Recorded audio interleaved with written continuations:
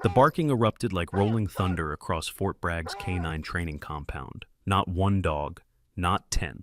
100 military working dogs simultaneously shattered formation, lunging against their handlers, straining toward the command center's eastern corridor as if an invisible force had seized control of their collective will. Chief Warrant Officer Cole Barrett's coffee cup hit the concrete floor, shattering into a dozen pieces he didn't bother acknowledging. 23 years in SEAL teams, 14 combat deployments, and he had never witnessed anything remotely resembling the chaos unfolding before him. "Control your animals, now!" His voice carried the authority of a man accustomed to being obeyed without question, veins protruding along his neck like kobolds under tension. The handlers scrambled, whistles shrieked, hand signals flashed through the morning air. German commands, Dutch commands, the universal language of desperate men losing control of weapons they'd spent years calibrating. Nothing worked. Shadow, the Belgian Malinois who led the pack, had earned his reputation through 18 months of refusing human contact beyond his assigned handler. 3 trainers had requested transfers after working with him. 1 had required stitches. The dog existed as a 4-legged weapon of singular purpose, loyal to mission parameters and nothing else. Now Shadow was running, not attacking, running towards something with a determination that made Barrett's tactical instincts scream warnings he couldn't identify. And then Barrett saw the destination. A woman stood frozen in the eastern corridor, her gray janitorial uniform hanging loose on a frame that couldn't have exceeded 120 pounds. The mop had fallen from her grip, spreading dirty water across tiles she'd probably spent an hour cleaning. Her eyes, dark and wide, reflected a terror that seemed genuine, or perhaps something else entirely. Shadow reached her first, and Barrett's hand instinctively moved toward the sidearm he wasn't carrying. The dog's jaws could generate 350 pounds of pressure per square inch. He'd seen what those teeth could do to human flesh, but Shadow didn't attack. The most dangerous dog in the entire canine program was licking her hand. His tail wagged with an enthusiasm Barrett had never witnessed from the animal, moving so fast it blurred. And one by one, the other dogs arrived, surrounding the woman in concentric circles, lowering themselves to the ground in protective positions that mimicked nothing in their training protocols. 97, 98, 99, 100. Every single military working dog assembled for Operation Cerberus now lay at the feet of a cleaning woman, whose name Barrett didn't know, and whose presence he'd ordered removed from the restricted area less than 5 minutes ago. He approached slowly, every step measured, watching for any sign of aggression from the canine perimeter that had formed around her. The dogs tracked his movement but didn't rise. They simply watched, their eyes carrying an intelligence that felt uncomfortably close to judgment. "Who are you?" Barrett demanded, stopping 3 meters from the outer ring of fur and muscle. His voice carried the cold precision of an interrogator, not a question, but a command. The woman didn't answer. Her gaze had dropped to Shadow, and something shifted in her expression. The fear dissolved, replaced by an emotion Barrett couldn't immediately categorize. Her hand, trembling slightly, reached down to touch the dog's head. Shadow pressed into her palm like a puppy seeking comfort from its mother. A single tear traced down the woman's cheek, cutting a clean line through the faint dust that had accumulated during her morning shift. The command center had fallen silent. 47 personnel stood frozen at various points throughout the facility, witnesses to something that defied every principle of military working dog behavior. These animals had been conditioned through thousands of training hours to respond only to authorized handlers. They didn't simply abandon that programming because a stranger walked past their kennels. Yet, here they were, 100 of America's most valuable canine assets, arranged in formation around a janitor as if she were the commander-in-chief herself. Barrett's earpiece crackled. "Chief, Colonel Ashford is requesting a situation report. He's en route from Building 7. Tell the colonel we have a containment issue," Barrett replied, never taking his eyes off the woman. "And tell him to bring the canine unit commander. We're going to need answers." The woman finally looked up, meeting Barrett's gaze with an expression that held neither defiance nor submission, just a quiet acceptance that suggested she'd been expecting this moment far longer than the 5 minutes since the chaos began. "I don't know why," she said, her voice barely above a whisper. "I don't know why they came to me." Barrett had interrogated terrorists who'd undergone resistance training. He'd extracted information from men who'd rather die than talk. He knew what deception looked like. how it moved through facial muscles and vocal patterns, and the micro-expressions that revealed truth regardless of the words being spoken. This woman was lying. But what she was lying about, and why 100 military dogs had chosen her as their focal point, remained mysteries that Barrett intended to solve before the sun reached its zenith. The morning had begun with routine. It would not end that way. Lieutenant Nicole Stafford arrived at the K-9 compound with the particular energy of someone whose authority had been publicly challenged. As the newly appointed commander of the K-9 training division, she had spent 6 months establishing her credentials among handlers who'd initially questioned whether a woman could lead their unit effectively. She had answered those questions through competence, discipline, and an unwillingness to accept anything less than perfection. Now her dogs, every single one of them, had abandoned their posts for a cleaning woman. "What the hell happened here?" Stafford's voice cut through the murmured conversations that had begun among the gathered personnel. She pushed through the crowd, her compact frame radiating an intensity that made larger soldiers step aside. When she reached the inner perimeter and saw the tableau before her, she stopped cold. "Lieutenant," Barrett nodded toward the woman at the center. "We have a situation." "I can see that, Chief." Stafford's eyes swept across the dogs, cataloging each animal, noting their positions and postures. These were her responsibility, her reputation, and they were currently arranged around a civilian, like a Secret Service detail protecting a dignitary. "Who is she?" "Janitorial staff. Name tag says Sarah. No last name visible." "Sarah." Stafford stepped forward, and immediately 6 dogs raised their heads, ears rotating toward her like radar dishes tracking an incoming threat. She froze. In 14 years of working with military dogs, she had never been perceived as a threat by an animal under her command. "Sarah, what did you do to my dogs?" The woman, Sarah, shook her head slowly. Her hand continued stroking Shadow's fur in a rhythm that seemed almost unconscious, the gesture of someone who had performed this motion thousands of times before. "Nothing, ma'am. I was just cleaning. They came to me." "Dogs don't just come to people," Stafford's voice sharpened. "Certainly not military working dogs with 18 months of specialized training. What did you use? What chemical compound? What frequency device?" "I don't have anything like that." "Then explain this." Stafford gestured at the surrounding animals. "Explain why 100 dogs worth approximately $12 million in training investment have decided to abandon their handlers for a woman who mops floors." Sarah's jaw tightened almost imperceptibly. Almost. "I can't explain what I don't understand." Barrett caught the micro-expression, filed it away for later analysis. This woman understood far more than she was admitting. The question was why she'd chosen this moment to reveal herself, and what she hoped to accomplish by remaining silent. Sergeant First Class Brad Lawson pushed through the crowd, his face carrying the particular shade of crimson that indicated both embarrassment and rage. As the senior handler, Shadow fell under his direct responsibility. The dog's behavior reflected on his competence, his training methods, his entire professional identity. "That's my dog," Lawson pointed at Shadow, who hadn't moved from Sarah's side. "That animal cost the United States government $800,000 to train. He doesn't respond to anyone except me." He stepped forward aggressively. "So, I'm going to ask you once, very politely, to step away from my dog." Shadow's head snapped toward Lawson. The growl that emerged from the dog's chest resonated at a frequency that vibrated through the air itself, a sound that every person present recognized as a final warning before violence. Lawson stumbled backward, his face shifting from red to white in the span of a heartbeat. In 3 years of handling Shadow, the dog had never, not once, growled at him. Challenged him, yes, ignored commands occasionally, but this sound, this promise of imminent harm, was entirely new. "Sergeant, step back." Barrett's command carried no room for discussion. "Everyone, maintain distance until we understand what we're dealing with." The crowd complied, expanding the perimeter around Sarah and her canine protectors. Barrett noticed several handlers reaching for their phones, the instinct to document overriding their training. He made a mental note to confiscate those devices before this situation leaked beyond the compound walls.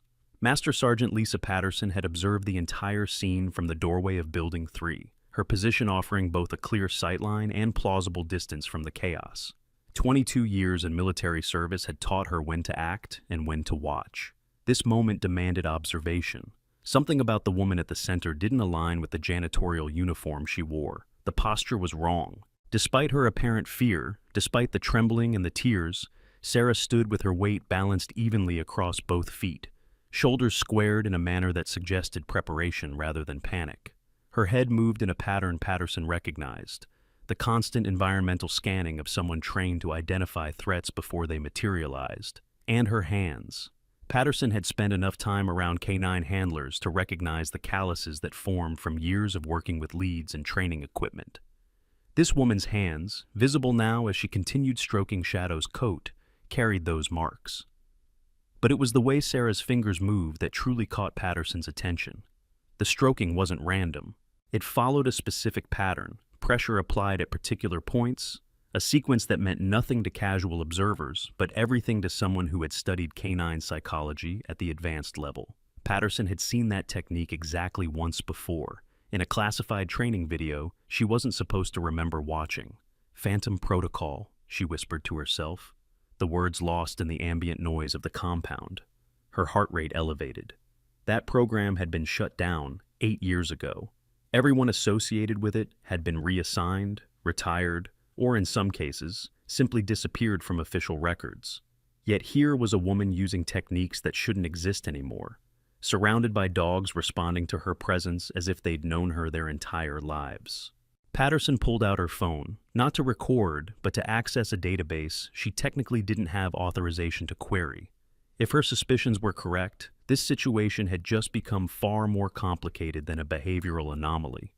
Before we continue, if you're enjoying this story of hidden valor and the unbreakable bond between warriors, hit that subscribe button and the notification bell.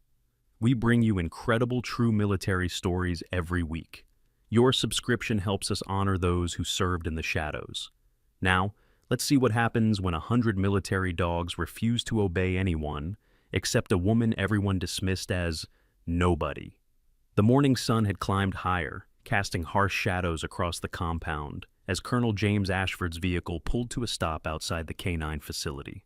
At 58 years old, Ashford carried the weathered authority of someone who had seen enough military crises to recognize the difference between genuine emergencies and theatrical inconveniences. This situation, based on the reports crackling through his radio during the drive, sounded like the former. He emerged from the vehicle and immediately felt the tension that saturated the air. Personnel stood in clusters, their attention focused on a central point near Building 2. The dogs, which should have been in their kennels preparing for the day's training exercises, were nowhere in their designated locations. "Colonel," Barrett intercepted him halfway across the parking lot. "Sir, we have an unprecedented situation." "Define unprecedented, Chief." "Every MWD assigned to Operation Cerberus has abandoned their handlers and formed a protective perimeter around a civilian contractor." Barrett gestured toward the crowd. "They're not responding to any commands. They've shown aggressive behavior toward anyone who approaches with hostile intent." Ashford processed this information without visible reaction. "Hostile intent? They're determining intent now?" "Sir, when Sergeant Lawson attempted to physically separate his dog from the woman, the animal responded with threat displays I've never observed in my career. These dogs are reading the room and acting accordingly." "Who's the civilian?" "Janitorial staff. Name is Sarah. No surname confirmed yet. She claims ignorance regarding the dog's behavior." "You don't believe her?" "No, sir, I do not." Ashford nodded once, then strode toward the gathering with Barrett at his shoulder. The crowd parted as he approached, personnel recognizing the base commander's authority and clearing a path without needing to be told. When he reached the inner perimeter and saw the arrangement of dogs around the woman, he stopped. His face revealed nothing. 23 years of command had perfected his ability to process shocking information without displaying surprise. But internally, alarm bells he hadn't heard since his last combat deployment were ringing with increasing urgency. "Lieutenant Stafford," he addressed the canine commander, who stood rigid near the edge of the canine formation. "Status report. Sir, at approximately 0645, all 100 military working dogs assigned to Operation Cerberus broke containment simultaneously. They converged on this location and established protective positions around the civilian you see before you. All attempts to reassert control have failed. Have we identified any external factors? Chemical agents, electronic devices, anything that might explain this behavior?" "Negative, sir. We've swept the area." Nothing unusual detected. Ashford turned his attention to Sarah. The woman met his gaze with an expression that seemed carefully neutral, neither challenging his authority nor cowering before it. She continued her rhythmic stroking of the lead dog's fur, her fingers moving in patterns that seemed almost ritualistic. "Ma'am," his voice carried the measured tone of someone accustomed to extracting truth from unwilling sources. "I'm Colonel James Ashford, commanding officer of this installation. You understand that what's happening here is highly irregular." "Yes, sir." Her voice was stronger now, the earlier trembling absent. "I understand how this must look. Then perhaps you can help me understand why it's happening." Sarah's hand paused briefly on Shadow's head before resuming its motion. "Colonel, I've worked here for 11 months. I clean floors, empty trash, maintain the facilities. I've never interacted with the dogs beyond seeing them during training exercises. Yet they seem to know you quite well. I can't explain that." "Can't or won't?" The question hung in the air between them. Sarah's expression flickered, something passing behind her eyes too quickly for Ashford to identify. Then the mask was back in place, the careful neutrality of someone accustomed to concealing their true nature. "Colonel," Lieutenant Stafford interjected, "with respect, this woman's presence is compromising our operational readiness. Operation Cerberus launches in 46 hours. We need these dogs returned to their handlers and this situation resolved." "I'm aware of the timeline, Lieutenant." Ashford's tone carried a subtle edge that reminded everyone present of their relative positions in the command structure. He returned his attention to Sarah. "Ma'am, I'm going to ask you to remain here while we sort this out. Please don't interpret that as an accusation. Consider it a precaution." Sarah nodded once. "I understand, sir." Specialist Ryan Fletcher had been watching from the crowd, his young face contorted with suspicion that had been building since the first dog broke containment. At 23, he represented the newest generation of canine handlers, trained in modern techniques and suspicious of anything that deviated from established protocols. This woman, this supposed janitor, represented a deviation he couldn't reconcile. "Sir," he stepped forward, addressing Colonel Ashford directly in a breach of protocol that earned him sharp looks from several senior NCOs. "Permission to speak freely." Ashford's eyebrow rose slightly. "Granted, Specialist, though I suggest you choose your words carefully. Sir, there's no natural explanation for what we're witnessing. Dogs don't behave this way without conditioning. Someone trained them to respond to this woman, which means someone infiltrated our program." Fletcher pointed at Sarah with undisguised hostility. "She's either a spy or an asset for someone who wants to compromise Operation Cerberus. We should detain her immediately and sweep this entire facility for additional security breaches." "That's quite an accusation, Specialist." "It's the only logical conclusion, sir. Military working dogs don't abandon years of training because a cleaning lady walks past their kennels. Something is very wrong here, and she's at the center of it." Sarah remained silent during Fletcher's accusation, but her posture shifted almost imperceptibly. The vulnerability that had characterized her earlier demeanor hardened into something more controlled, more deliberate. Those watching closely might have noticed her weight redistribute, her stance becoming the foundation for either defense or departure. The dogs noticed. Several heads lifted from their resting positions, ears tracking the elevated tension in Fletcher's voice. Shadow's growl returned, low and constant, a warning that the young specialist ignored at his potential peril. "Specialist Fletcher," Colonel Ashford's voice carried the weight of command, "your concerns are noted and will be investigated through proper channels. In the meantime, you will stand down and allow this situation to be handled by appropriate personnel. Is that understood?" Fletcher's jaw tightened, rebellion flickering across his features before training reasserted itself. "Yes, sir. Understood." But as he stepped back into the crowd, his eyes remained fixed on Sarah with an intensity that promised this wouldn't be the end of his involvement. The veterinary team arrived at 0730.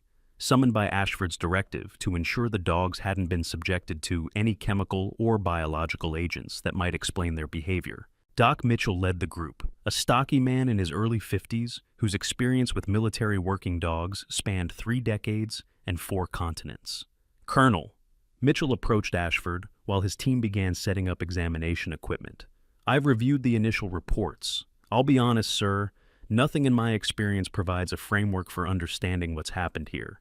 Nonetheless, Doctor, I need answers." "I understand. We'll begin with blood draws and behavioral assessments. However," Mitchell glanced towards Sarah and the dogs surrounding her. Getting access to the animals may prove challenging. They won't let you approach? We tested the perimeter 5 minutes ago. Any movement toward the woman triggers defensive responses from the nearest animals. They have essentially created a living barrier. Ashford absorbed this information with growing unease. What about the woman herself? Any chance she's carrying something that's affecting them? Pheromones? Subsonic emitters? We'll need to examine her as well, but that requires her cooperation and access we currently don't have. Mitchell paused, his clinical detachment momentarily giving way to something more personal. Sir, I've worked with MWDs my entire career. I've seen bonding, loyalty, protective instincts, but this, he gestured toward the formation, this transcends anything in our behavioral models. These dogs aren't just protecting her, they're following her. Look at their positioning. Ashford looked more carefully at the arrangement of animals around Sarah. Mitchell was right. This wasn't a random defensive cluster. The dogs had arranged themselves in concentric rings with clear sight lines and overlapping fields of protection. It was a tactical formation, the kind that required coordination and command structure to execute. And at the center of it all, a woman continued stroking Shadow's fur, as if this were the most natural situation in the world. The first genuine crack in Sarah's facade appeared just before 0800, triggered by a sound that made everyone present hold their breath. Luna, a Belgian Malinois positioned in the second ring of dogs, suddenly collapsed. One moment she stood alert, her attention fixed on the perimeter. The next, she was on the ground, her body convulsing, legs kicking at the air in movements that spoke of serious neurological distress. "Dog down!" one of the handlers shouted, instinctively moving forward before remembering the consequences of such movement. Doc Mitchell grabbed his emergency kit. "I need access to that animal. Colonel, we need to clear a path." But the other dogs hadn't moved. Despite the obvious distress of one of their own, they maintained their positions, their attention fixed on the perimeter rather than the suffering animal in their midst. Only Shadow responded, rising from his position beside Sarah and moving to stand over Luna, his body language radiating distress. Sarah's transformation was immediate and absolute. The vulnerable janitor vanished, replaced by someone whose movements carried the efficiency of extensive training. She pushed through the dogs surrounding her, her body language commanding them to part rather than requesting permission. They obeyed without hesitation, creating a corridor that she traveled in seconds. She dropped to her knees beside Luna, her hands moving to specific points on the dog's body with precision that came from years of practice rather than panic. Her fingers found the pulse point at the inner thigh, counted silently for 3 seconds, then moved to examine the dog's gums. Pale mucous membranes, weak pulse, possible foreign body obstruction in the forelimb. Her voice had changed. Gone was the quiet uncertainty. In its place, the crisp delivery of someone accustomed to emergency situations. "Doc Mitchell, I need your kit, now." Mitchell hesitated for only a heartbeat before moving forward. The dogs parted for him as well, creating a path to where Sarah knelt over Luna. He handed her the emergency bag, his eyes widening as she opened it, and immediately selected the correct instruments without asking for guidance. "Ruhig, Mädchen. Ich bin hier," Sarah murmured to the convulsing dog. "Calm, girl. I'm here." The German flowed from her lips with the fluency of native speakers, the words carrying a specific cadence that Mitchell had encountered only once before, years ago, in a training program he'd been sworn never to discuss. Her hands worked with mechanical precision, examining Luna's leg where the convulsions seemed to originate. She found the problem quickly, a piece of wire that had embedded itself in the dog's flesh, invisible beneath the fur, but clearly causing severe pain and muscular response. Foreign object, approximately 3 centimeters deep, possible nerve involvement. Sarah looked up at Mitchell, her eyes carrying the authority of someone who expected her assessment to be taken seriously. "I need forceps, local anesthetic, and 2 cc's of diazepam for the convulsions." "Those are controlled substances," Mitchell replied automatically, even as his hands moved to prepare the requested items. "You'd need authorization. The dog will be dead in 5 minutes if those convulsions don't stop. Consider this my authorization." Mitchell made the decision that any good medical professional would make. He handed her the syringe. Sarah found the vein on the first attempt, her technique flawless, the muscle memory of someone who had performed this procedure hundreds of times before. The diazepam entered Luna's system, and within 30 seconds, the convulsions began to subside. Throughout the compound, Witnesses watched in stunned silence as a janitor performed emergency veterinary medicine with the competence of a trained specialist. Colonel Ashford's expression had shifted from suspicion to intense calculation. Lieutenant Stafford's hostility had given way to confusion. Even Fletcher, who had been so certain of Sarah's malicious intent, stood motionless as she worked to save the dog's life. Sarah extracted the wire fragment with steady hands, cleaned the wound, and applied a field dressing that would serve until proper surgical intervention could be arranged.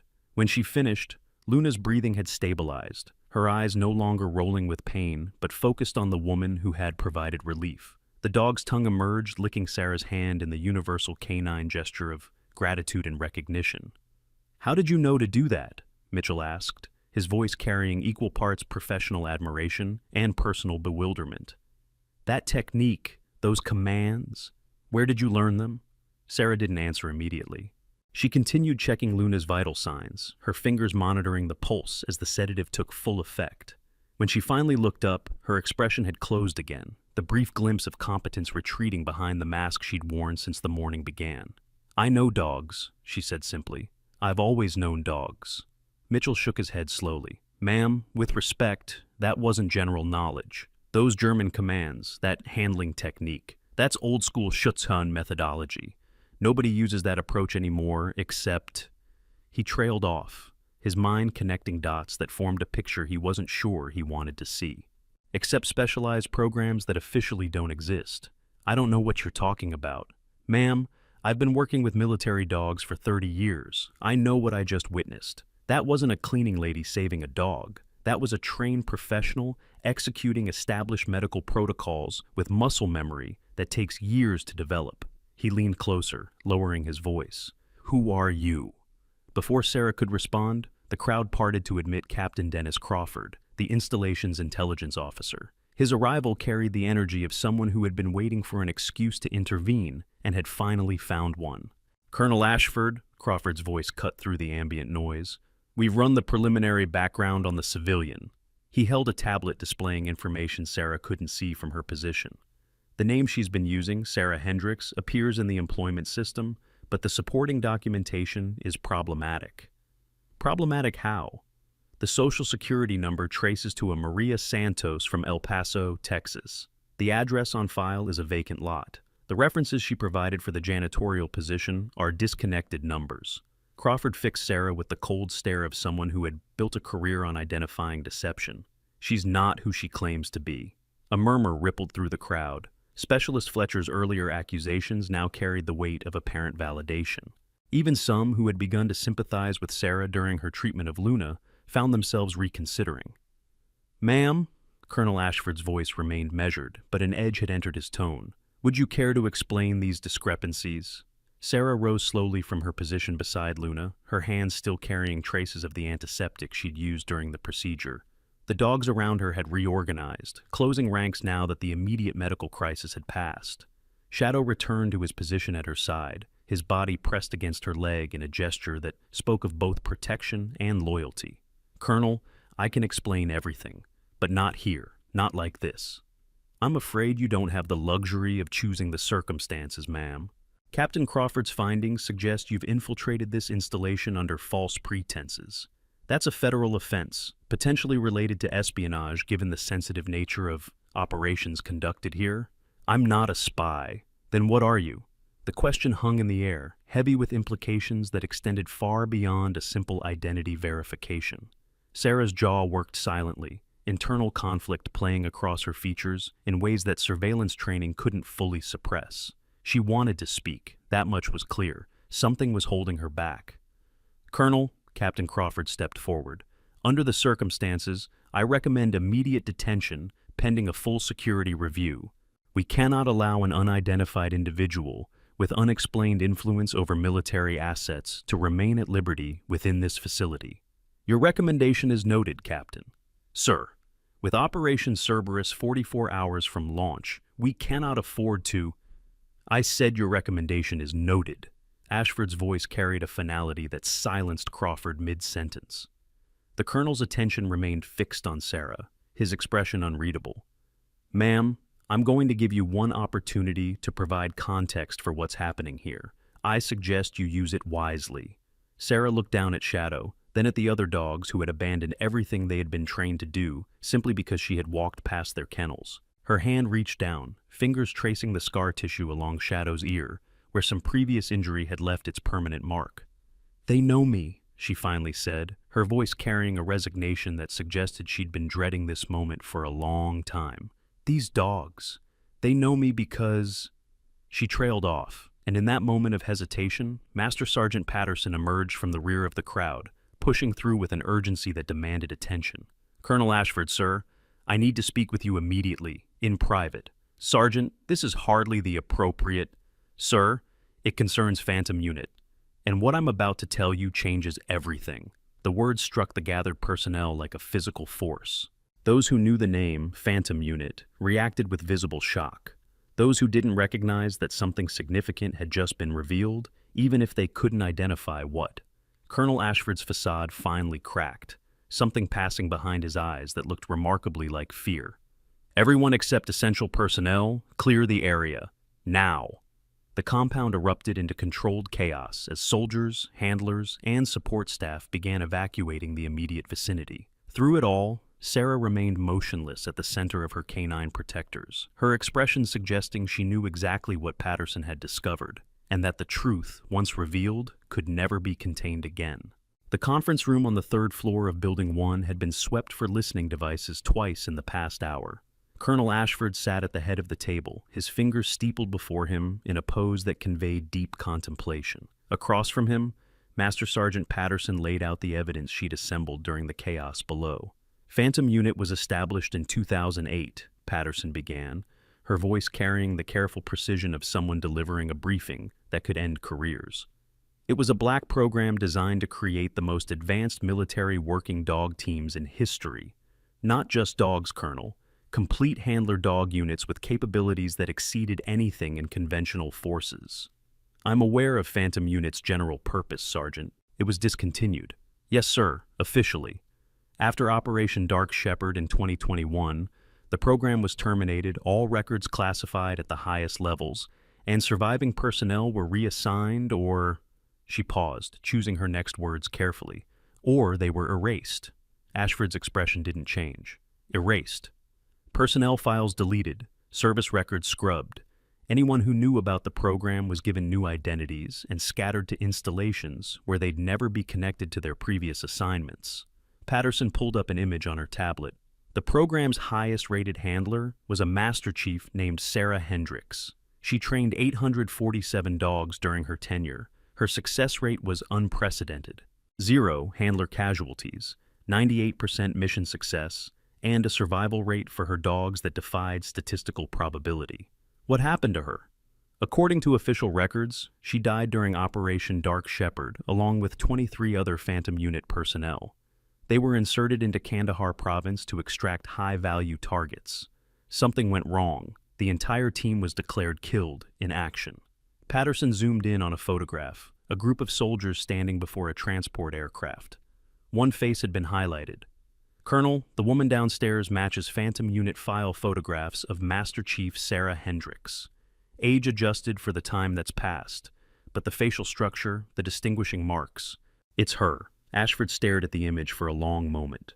"You're telling me that a soldier who was declared dead 3 years ago has been working as a janitor on my installation for the past 11 months. "Yes, sir." "And the dogs downstairs, the ones assigned to Operation Cerberus, somehow recognized her, despite never having encountered her during their training." "Sir, those dogs were bred from Phantom Unit bloodlines. The program created a specialized breeding population designed to produce superior military working dogs. When Phantom Unit was shut down, those dogs were distributed throughout the military's canine programs." Patterson pulled up another document. 87 of the 100 dogs currently assigned to Operation Cerberus can be traced directly to Phantom Unit breeding stock. 31 of them were actually born during the program's operation. You're suggesting they remember her? I'm suggesting they were imprinted on her, sir. Not through training, but through bonding that occurred during their earliest developmental stages. These dogs spent their first 8 weeks of life in Sarah Hendricks' care. She was the first human they knew, the first voice they heard, the first hands that fed and sheltered them. Patterson's voice softened. To them, she's not just a former handler. She's their mother. The silence that followed stretched uncomfortably. Ashford's mind processed the implications of what he'd been told, connecting them to the situation unfolding 3 floors below.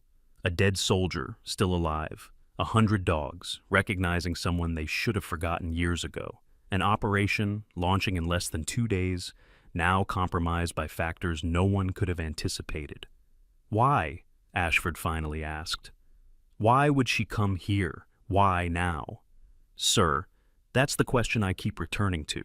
A person doesn't spend 3 years in hiding, building a false identity, taking a menial job on a military installation, unless they have a specific purpose. Patterson closed her tablet.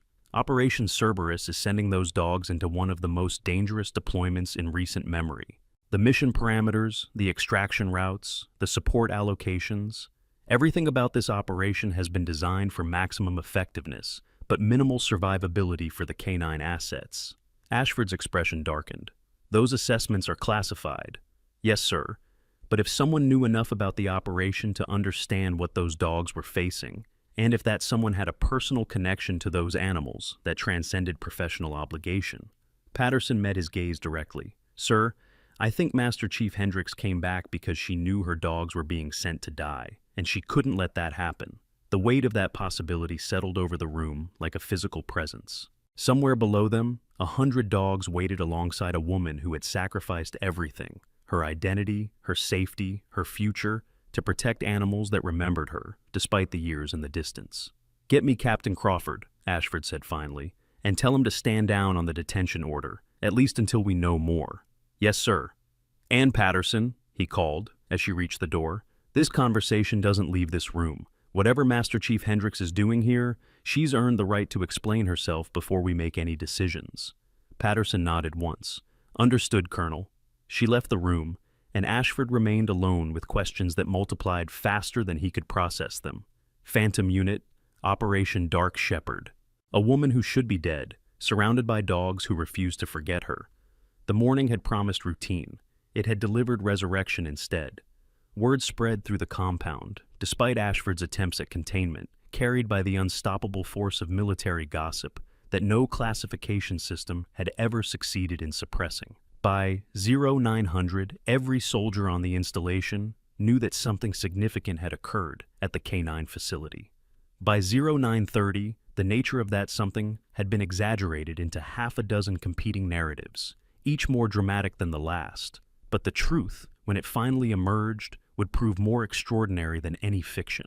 Gunnery Sergeant Frank Holloway had been stationed at Fort Bragg for 17 years, long enough to witness the evolution of the K9 program from a supporting element to a critical operational asset. At 63 years old, he'd survived 3 wars and more close calls than he cared to count. The dog who had saved his life in Fallujah, a German shepherd named Victor, had been buried with full military honors in the post cemetery, the only acknowledgement Holloway had received for the bond that had carried him through the worst moments of his service. When he heard about the incident at the K9 compound, when the whispered name Ghost Mother reached his ears, something in his chest constricted with an emotion he hadn't felt in years. He found the compound still locked down, security personnel maintaining a perimeter that kept curious onlookers at bay.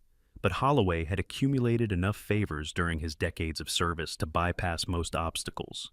A word to the right sergeant, a nod from a sympathetic captain, and he was inside, making his way toward the center of the gathered crowd. What he saw there stopped him cold. The woman at the center of the K9 formation had aged since he'd last seen her, the lines around her eyes deeper, her hair showing threads of gray that hadn't been there before. But the posture was the same, the way she held her shoulders, the unconscious grace of someone who had spent their entire life moving among 4-legged warriors. Ghost Mother, he whispered, the name escaping before he could stop it. Sarah's head turned at the sound, her eyes finding him through the crowd.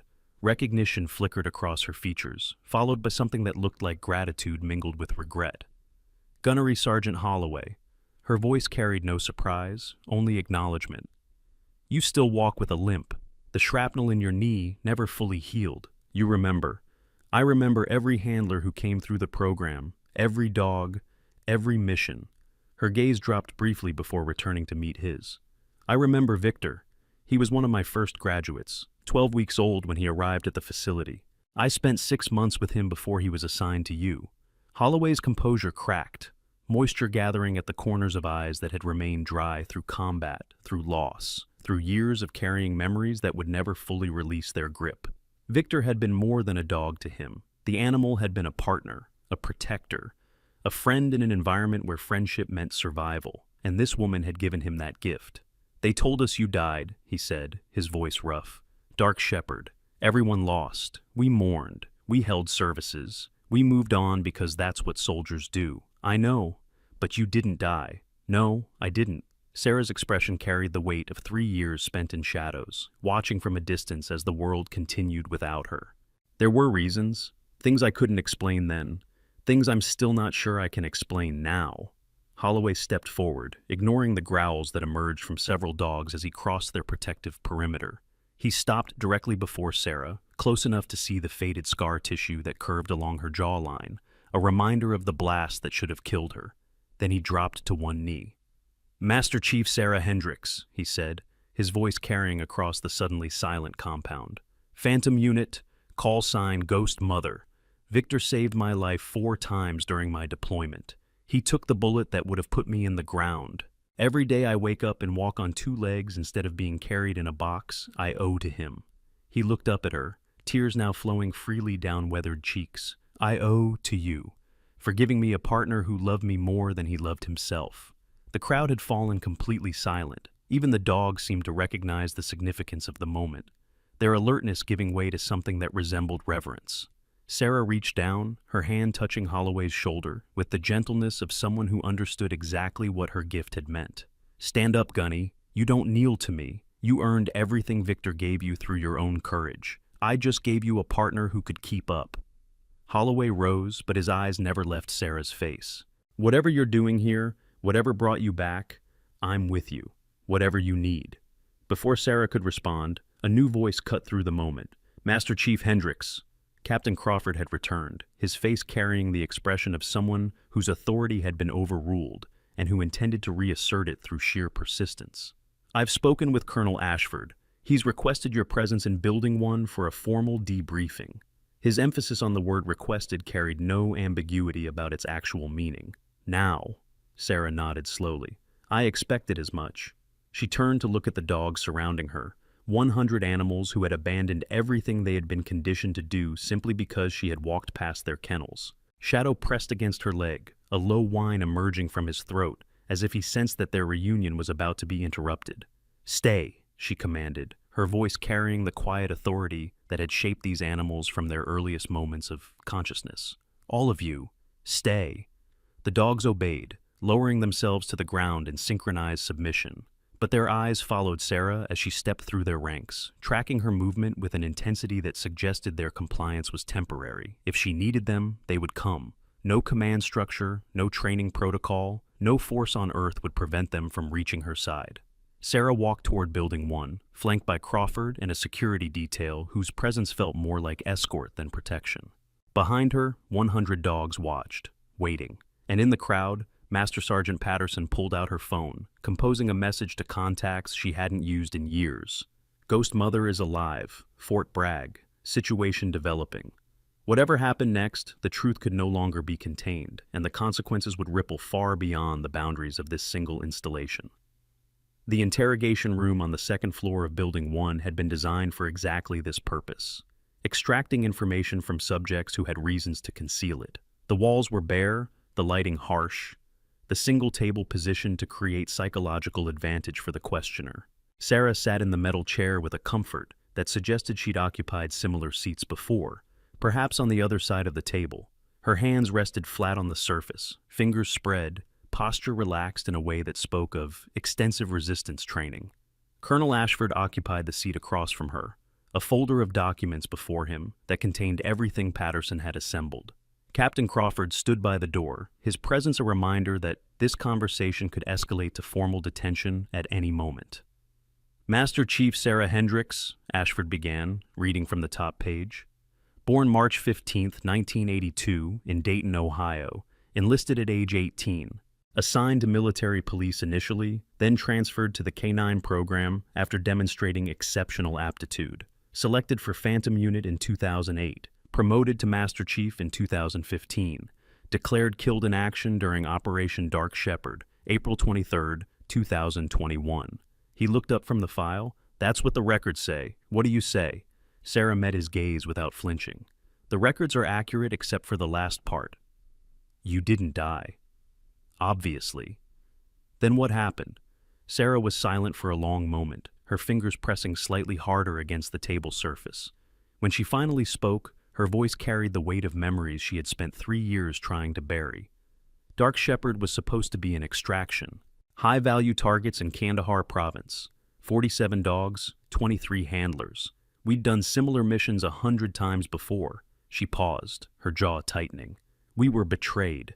Someone gave up our insertion coordinates. The enemy was waiting for us. Who betrayed you?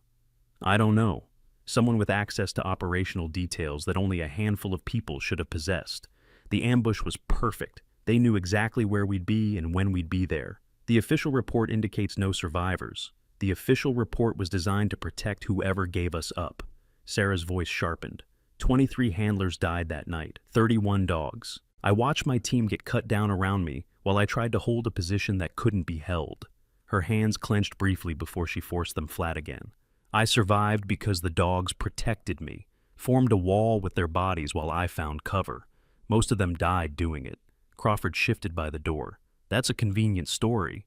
One that can't be verified since you're claiming all the witnesses are dead. I'm claiming that people I loved are dead, Captain. Sarah's attention snapped to him with an intensity that made him take an involuntary step backward. I'm claiming that I spent 4 days in a cave system with 7 wounded dogs, waiting for extraction that never came because someone decided we weren't worth saving. I'm claiming that I walked 60 kilometers through hostile territory, carrying dogs who couldn't walk themselves, until I reached a forward operating base that was supposed to be friendly. What happened at the base? They tried to kill me too. Sarah's voice had gone flat, emotionless, in the way that suggested emotions too powerful to safely express. 2 men in American uniforms with weapons that didn't match their supposed units. I eliminated them. Then I ran, and I've been running ever since. The silence that followed was absolute. Even Crawford seemed reluctant to speak, the weight of Sarah's testimony pressing down on the room like a physical force. Why come here? Ashford finally asked. Why now? You could have stayed hidden forever. Sarah's expression shifted, the hardness giving way to something more vulnerable. The dogs, Colonel, my dogs. When Phantom Unit was terminated, the breeding program was distributed across other facilities. The animals I helped raise, the ones I imprinted during their critical developmental window, they ended up here. She gestured vaguely toward the canine compound beyond the walls. I kept track of them, watched from a distance, made sure they were being treated well. And then I learned about Operation Cerberus. Sarah's voice took on an edge that Ashford recognized as barely contained fury. I learned that 47 of my dogs are going to be deployed into a situation with a projected 60% casualty rate. 60%, Colonel. Nearly half of them are expected to die. Those projections are classified, and yet somehow a janitor found out about them. Sarah leaned forward. Sir, those dogs aren't just animals. They're soldiers. They trust their handlers to give them missions worth dying for. And what you're sending them into isn't a mission. It's a slaughter dressed up in operational objectives. Crawford stepped forward. Colonel, this woman has just admitted to accessing classified information and maintaining surveillance on military assets. That's... Captain Crawford, you will be silent. Ashford's command carried no room for argument. His attention remained fixed on Sarah. You came here to stop the operation. I came here to offer an alternative. I have intelligence about the insertion zone, routes that aren't in your planning documents, approaches that reduce exposure by 70%. Sarah's hands pressed flat against the table again, her entire posture conveying urgency. I spent 3 years in hiding, Colonel, but I spent those years watching, gathering information, preparing for the moment when I could actually make a difference. That moment is now. You expect me to trust intelligence from someone who's been living under a false identity? Who infiltrated my installation under pretenses that constitute federal crimes? I expect you to weigh the cost of not trusting me against the lives of 47 dogs who will die if Operation Cerberus proceeds as planned. Sarah's voice softened. Colonel, I have nothing left to lose. My career, my identity, my connections to everything I valued, All of it was taken from me 3 years ago. The only thing I have left is a responsibility to the animals I helped create. If you send them into that insertion zone without the information I possess, you're killing them, and I won't stand by and watch that happen again." Ashford studied her for a long moment, his expression unreadable. Then he reached down and opened the folder, flipping through pages until he found what he was looking for. "April 23rd, 2021, he read aloud. "Operation Dark Shepherd, 23 handlers killed in action, 31 military working dogs killed in action, 8 dogs missing in action, presumed dead." He looked up. 8 dogs, Master Chief. Not all of them died that night." Sarah's composure cracked, genuine shock breaking through the careful control she'd maintained throughout the interrogation. "What?" "Recent intelligence suggests that certain canine assets from Operation Dark Shepherd may have survived and been captured by hostile forces. They've been held at a black site in Syria, used for purposes we haven't fully determined." Ashford closed the folder. "This information arrived 48 hours ago. It's part of why Operation Cerberus was accelerated. We're not just deploying to accomplish mission objectives, Master Chief. We're deploying to recover American assets that have been held prisoner for 3 years. The color drained from Sarah's face. "My dogs. You're telling me my dogs from Dark Shepherd are still alive? That's what the intelligence suggests." Sarah's hands had begun to shake, the first loss of physical control she'd displayed since the interrogation began. Victor, Shadow's littermate, he was on that mission. He was one of the 8 missing. I'm aware. The mystery is about to unravel. If this story has you on the edge of your seat, drop a comment below telling us what you think Sarah's real identity is. Is she a former handler? A spy? Something else entirely? Share your theory and like this video if you want to see more stories about military heroes hiding in plain sight. Now, back to the revelation. The door to the interrogation room opened without warning, admitting a figure whose arrival changed the energy in the space immediately. Lieutenant Commander Drake Morrison wore his dress uniform despite the early hour, the ribbons on his chest speaking to a career that had seen more combat than most soldiers would experience in 3 lifetimes. He stopped 3 feet inside the room, his eyes fixed on Sarah with an intensity that spoke of history far deeper than professional acquaintance. "Sarah." The name emerged as a breath, wonder and disbelief compressed into 2 syllables. "They told me you were dead. I attended your memorial. I gave the eulogy."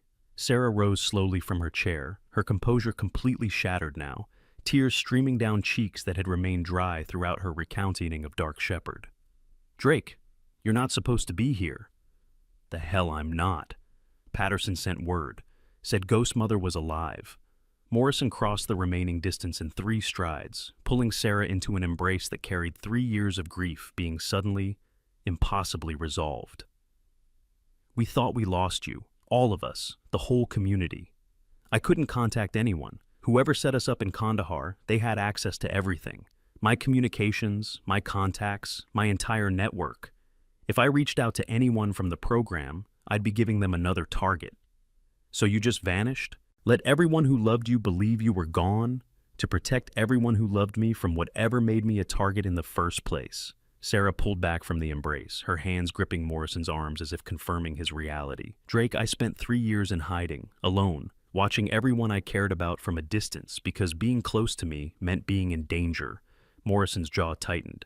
"That's not a decision you get to make for other people, Sarah. That's not how family works." "It's exactly how family works when the alternative is watching them die." Ashford cleared his throat, drawing both their attention. "Lieutenant Commander, I assume you have history with Master Chief Hendricks that goes beyond professional association." Morrison straightened, his military bearing reasserting itself despite the emotional moment. "Colonel, Sarah trained the dog team that saved my platoon during the Battle of Marjah. 14 men came home because of her digs, including me." He looked at Sarah with an expression that carried more than gratitude. "I owe her everything I have. If she's here, if she's alive, there's a reason. And whatever that reason is, I'm going to help her accomplish it. Commander, this woman has admitted to infiltrating the installation under false pretenses and accessing classified operational documents. Sir, with respect, this woman is the finest handler the military canine program has ever produced. 847 dogs trained with a 0-0 handler casualty rate. Whatever she's done, whatever rules she's broken, she's done it for reasons that serve American interests. I'd stake my career on that. That's a significant wager, Commander. It's a wager I'm prepared to make. The standoff held for a moment. Military hierarchy confronting personal loyalty in a clash that neither side could win through protocol alone. Then Ashford's expression shifted, something in Sarah's testimony and Morrison's advocacy apparently tipping a balance that had been undecided. Master Chief Hendricks, he turned to face Sarah directly. You claim to have intelligence that could reduce canine casualties during Operation Cerberus. You also claim that this intelligence cannot be verified through normal channels due to the circumstances of your disappearance. Yes, sir. Then we're going to verify it the only way available to us. You're going to review the operational plans and identify the deficiencies you've referenced. Commander Morrison will serve as your escort and verification officer. Captain Crawford, he looked at the intelligence officer, who had remained silent throughout Morrison's entrance. You will observe and report any discrepancies or concerns. Colonel, I must object. This is highly irregular. Everything about this situation is highly irregular, Captain. But if there's a chance that Master Chief Hendricks' intelligence can save lives, American lives, I'm obligated to pursue it regardless of how it was obtained. Ashford stood, gathering the folder. 1 hour. Operations Center. We'll review everything together. He left the room without waiting for acknowledgement, Crawford following with an expression that promised this matter was far from settled. Sarah and Morrison remained, the tension of the past hour slowly releasing into the reality of reunion. 3 years, Morrison said finally. You let me grieve for 3 years. I know. I'm sorry. Sorry doesn't cover it, Sarah. Not even close. He reached up, touching her face with a gentleness that contradicted his words. But you're here now, alive, and apparently ready to save a bunch of dogs from a suicide mission. They're not just dogs, Drake. They're my family. The only family I have left. That's not true. His hand dropped to her shoulder, gripping with an intensity that spoke of promises he intended to keep.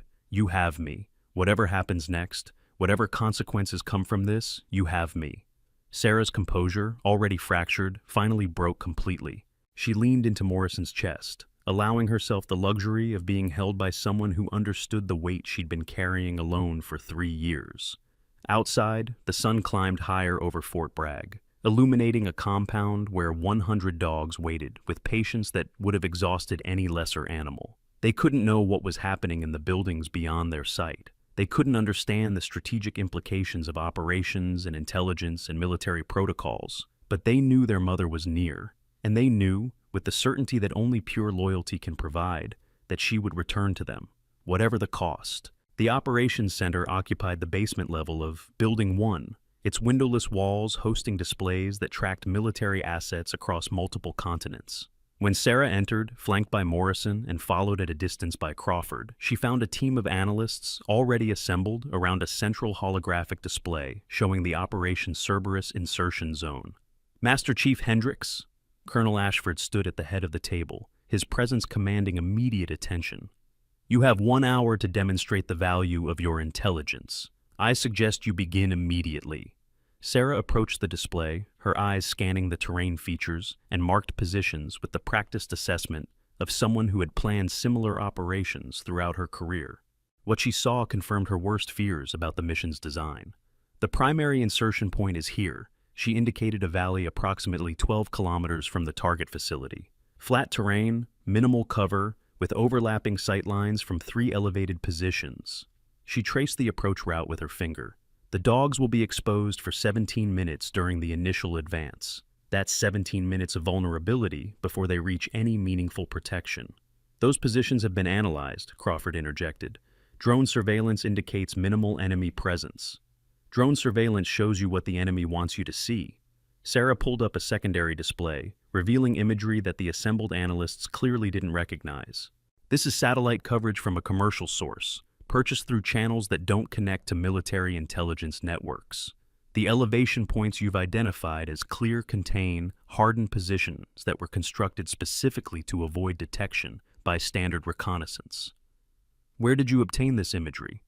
That's not relevant to the tactical discussion, Walton. What's relevant is that your dogs will walk directly into prepared kill zones if they follow the planned insertion route. Sarah expanded the display then to show the broader operational area. The approach from the southeast is compromised. The approach from the northwest is compromised. The only viable insertion point is here. She indicated a position several kilometers from the current plan, through a canyon system that your intelligence hasn't fully mapped. Ashford studied the display with growing interest. And you know this canyon system? I walked through it 3 years ago, Colonel, during my extraction after Dark Shepherd. Sarah's voice carried the weight of that memory. It's difficult terrain, narrow passages, unstable footing, limited communication coverage, but it's invisible to enemy observation. Your dogs can reach the target facility without ever being detected. That's a significant claim. It's a claim I'm willing to verify personally. Sarah turned to face Ashford directly. Send me with the advance team. Let me guide them through the approach I'm describing. If I'm wrong, if my intelligence is faulty, I'll be the first one to pay the price. The room fell silent. Morrison's expression shifted from supportive to alarmed, the implications of Sarah's offer clearly registering. Crawford's hostility gave way to calculation, the intelligence officer apparently recognizing that Sarah was offering herself as collateral for her claims. Master Chief, Ashford said slowly, you're suggesting we deploy a civilian with a compromised identity on a classified military operation. I'm suggesting you deploy the best handler Phantom unit ever produced, using intelligence that no one else possesses, to save 47 dogs from an unnecessary death. Sarah's voice carried no uncertainty. Colonel, those animals trust their handlers to give them missions worth dying for. Help me give them a mission worth living through. The Operations Center's displays continued cycling through data, indifferent to the human drama playing out beneath them. Ashford studied Sarah with an expression that suggested he was weighing not just tactical considerations, but something far more personal. Commander Morrison, he said finally, in your professional assessment, is Master Chief Hendricks capable of executing the role she's describing? Morrison didn't hesitate. Sir, Sarah Hendricks trained dogs that saved more American lives than any statistical analysis could capture. She survived an ambush that killed everyone else in her unit. She walked 60 kilometers through hostile territory with wounded animals. She's been preparing for exactly this kind of mission for 3 years. He met Ashford's gaze directly. If anyone can guide those dogs through safely, it's her. And the risks? Sir, every operation carries risks, but the risk of not using the best asset available to us is higher than the risk of trusting someone who has repeatedly demonstrated her commitment to protecting American service members. Morrison paused, including the four-legged ones. Ashford was silent for a long moment, the weight of command pressing down on him in a way that no amount of experience could fully prepare anyone to handle. Careers would be made or destroyed by this decision. Lives, human and canine, hung in the balance. Captain Crawford, he said finally, begin integration of Master Chief Hendricks' intelligence into the operational planning. Commander Morrison, you will personally oversee her preparation and clearance for field deployment. He turned to Sarah. Master Chief, you have 42 hours to prove that everything you've told me is true. I suggest you use them wisely. Sarah nodded once, the weight of responsibility settling onto shoulders that had carried similar burdens before. Thank you, Colonel. You won't regret this. I certainly hope not, Master Chief. For both our sakes. The meeting dissolved into focused activity, analysts adjusting their displays to incorporate Sarah's intelligence, logistics officers beginning the complex process of modifying deployment plans on an accelerated timeline. Through it all, Sarah remained at the central display, her attention fixed on the terrain that would determine whether her dogs lived or died. Morrison moved to stand beside her, his presence a reminder that she was no longer facing these challenges alone. You know this is insane, he said quietly. Coming back from the dead to lead a mission into hostile territory based on 3-year-old intelligence. I know. You also know that if anything goes wrong, if one thing doesn't align with what you've told them, Crawford will have you in chains before the operation concludes. I know that too. Then why? Why risk everything you've built, everything you've survived, for dogs that most people would consider acceptable losses? Sarah turned to face him, her expression carrying the quiet certainty of someone who had made peace with their choices long before circumstances demanded action. Because they're not acceptable losses, Drake. Not to me. Not to the handlers who trust them with their lives. Not to the families who will receive folded flags if this operation proceeds as planned. She looked back at the display, at the canyon system that represented salvation or destruction, depending on the accuracy of her memory. I couldn't save my team in Kandahar. I've lived with that failure every day for 3 years. But I can save these dogs. I can give them the chance that my dogs never had."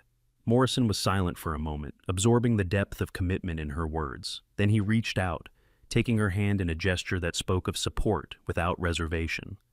"Then we save them together." Outside, the sun had climbed to its midday position, casting sharp shadows across the compound, where 100 dogs continued their patient vigil. They couldn't know that their fate was being decided in classified briefings and operational modifications.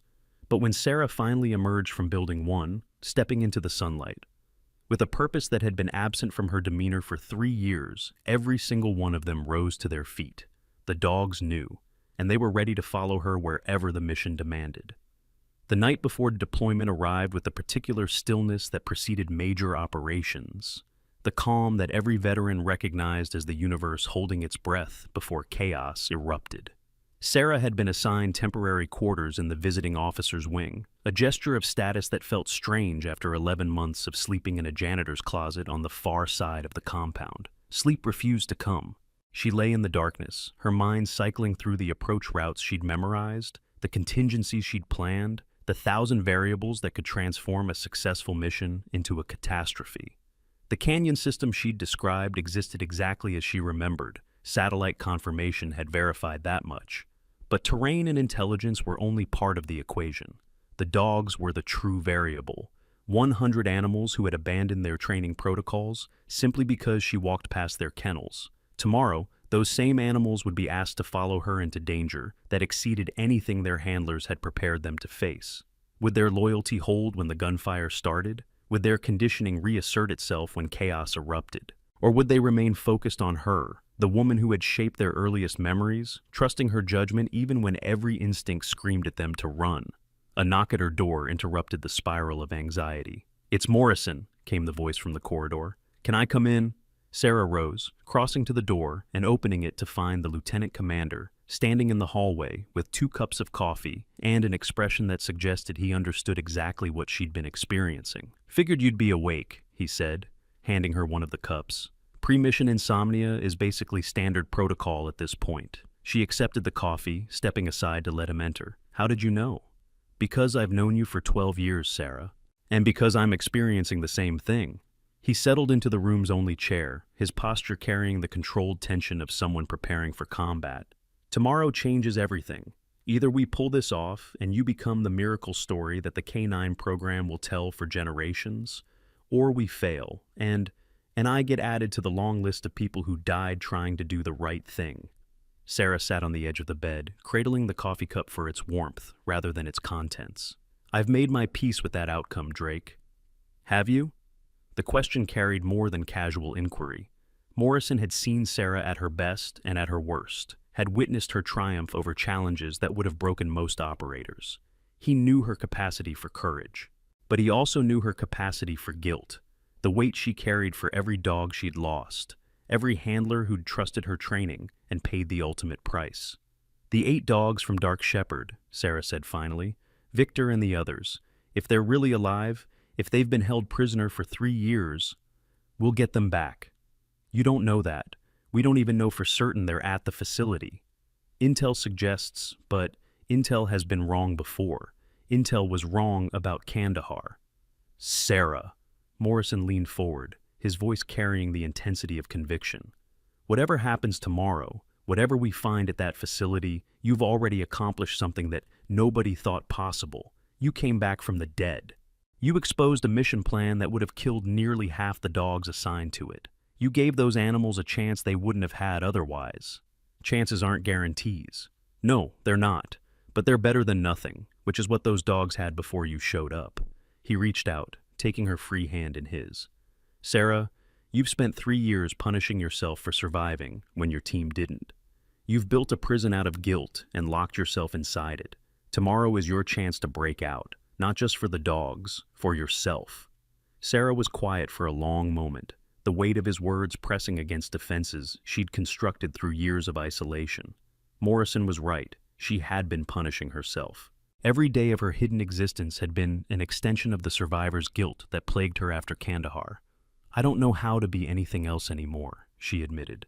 The handler I was before Dark Shepherd, she died in that ambush. What's left is just fragments, pieces trying to pretend they form a whole person. Then let the fragments be enough. Morrison squeezed her hand. Let them be enough to get through tomorrow. And then, when it's over, maybe we can help you put some of those pieces back together. The first light of dawn was beginning to color the eastern sky when Sarah finally allowed herself to believe that survival was possible. Not guaranteed, never guaranteed, but possible. And for the first time in 3 years, possibility felt like enough. The morning of deployment arrived with a sky the color of gunmetal, clouds pressing low over Fort Bragg as if the atmosphere itself understood the gravity of what was about to unfold. Sarah stood at the edge of the K9 compound, watching handlers prepare their animals for transport, while she waited for the final briefing that would determine whether her 3 years of planning would amount to salvation or destruction. 100 dogs moved through the pre-deployment routine with the disciplined efficiency that months of training had instilled. Equipment checks, medical assessments, final bonding moments between handlers and their four-legged partners. The compound hummed with purposeful activity, every participant aware that the next 48 hours would test everything they had prepared for. Shadow remained at Sarah's side, his presence a constant since the moment she'd emerged from Building 1 the previous day. The other dogs had returned to their handlers after Colonel Ashford's intervention, accepting the temporary separation with reluctance that their training couldn't fully suppress. But Shadow had refused to leave her, and eventually the command structure had simply accepted this deviation from protocol. Some bonds, it seemed, transcended military regulations. Master Chief, Lieutenant Commander Morrison approached, his tactical gear already secured, his expression carrying the focused intensity of an operator preparing for combat. Transport leaves in 30 minutes. Colonel Ashford wants a final word before we move out. Sarah nodded, her hand dropping to rest on Shadow's head in a gesture that had become automatic over the past 2 days. Any last-minute changes to the approach? Negative. Your intelligence held up under every verification we could manage. The canyon route is confirmed viable. Enemy positions are exactly where you said they'd be. Morrison paused, something shifting in his expression. Sarah, whatever happens out there, I want you to know that what you've done here matters. The handlers, the dogs, the entire operation. You've given them a chance they wouldn't have had.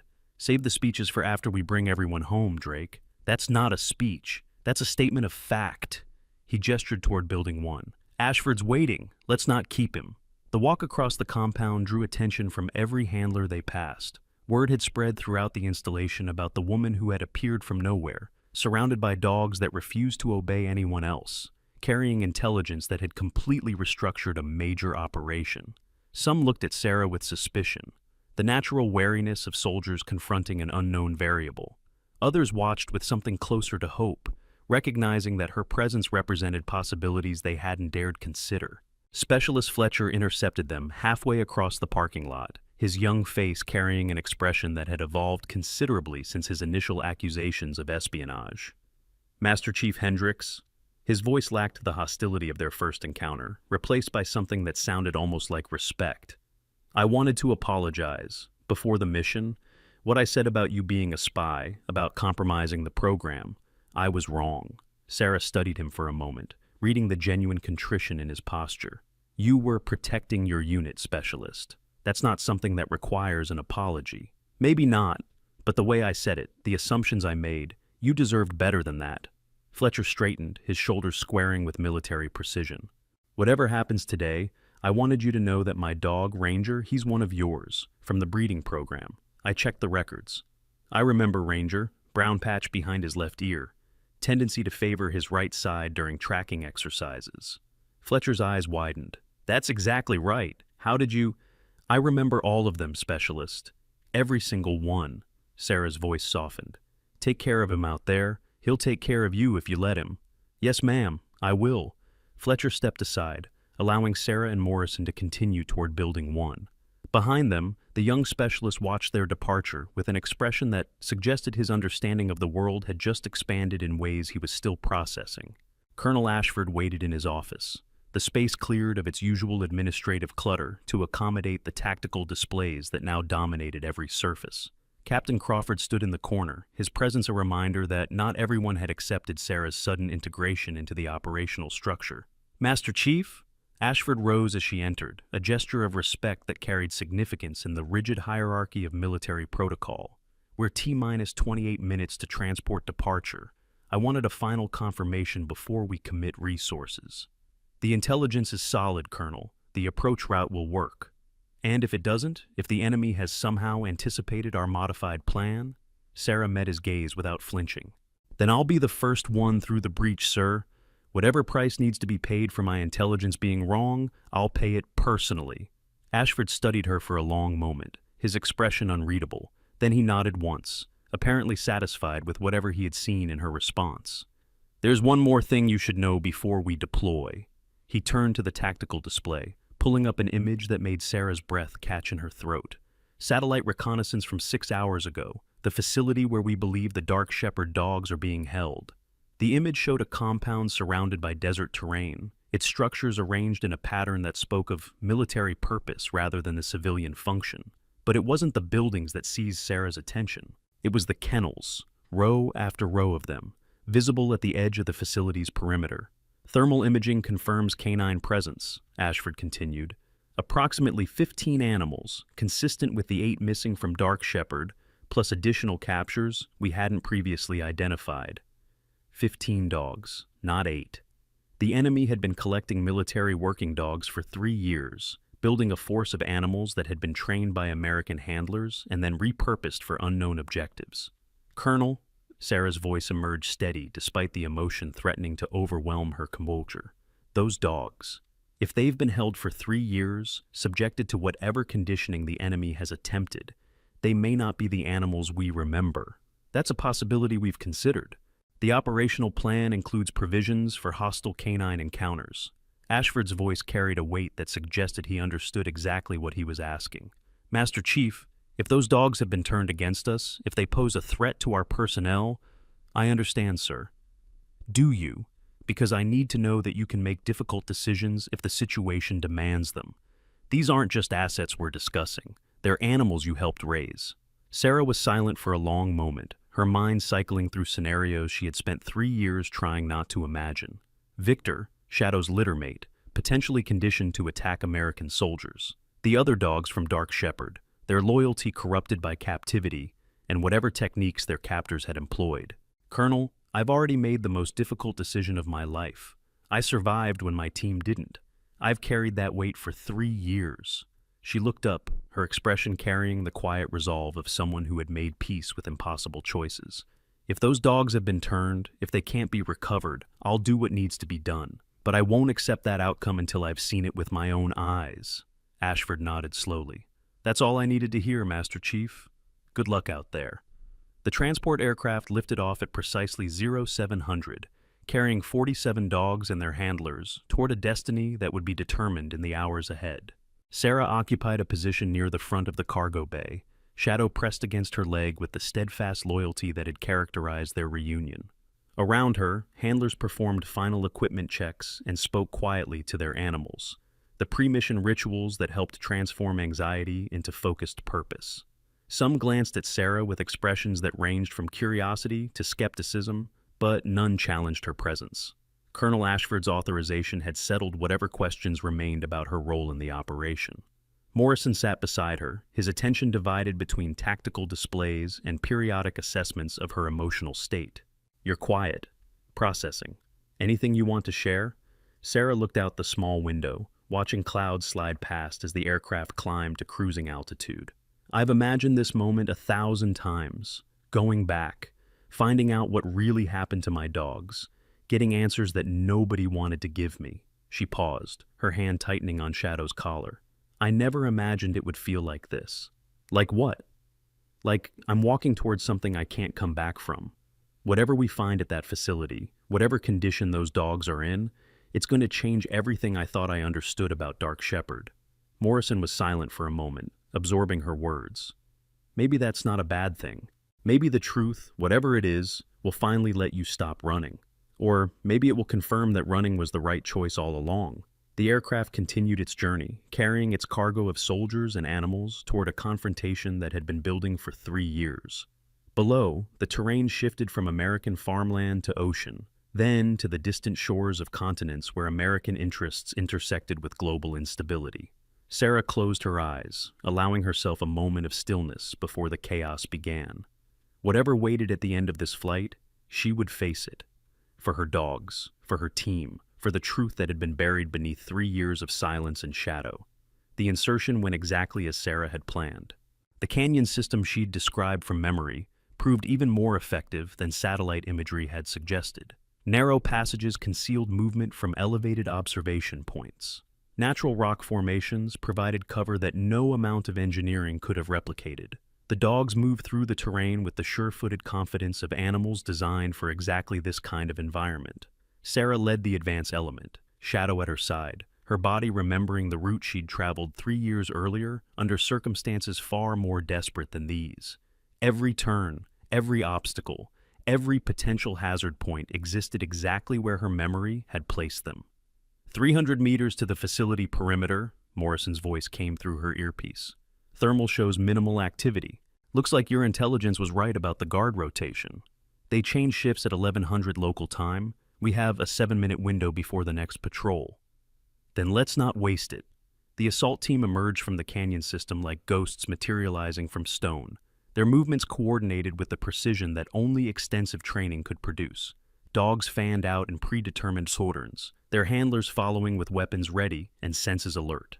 Sarah's attention fixed on the kennels at the facility's edge. Even from this distance, she could hear the barking, the sound of animals responding to the approach of unfamiliar forces. Her heart rate elevated despite years of conditioning designed to suppress exactly this kind of emotional response. Somewhere in those kennels, dogs she had raised from puppies were waiting. Dogs who had been her responsibility, her family, before Dark Shepherd had torn everything apart.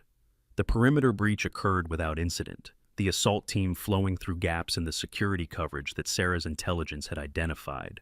Resistance materialized in scattered pockets, quickly suppressed by operators who had trained for exactly these scenarios. The dogs performed flawlessly, their conditioning holding despite the chaos of combat. And then Sarah reached the kennels. The first cage she approached contained a German shepherd, whose markings she recognized immediately. Patches of gray had appeared around the animal's muzzle, the passage of 3 years visible in ways that made Sarah's chest constrict with emotion.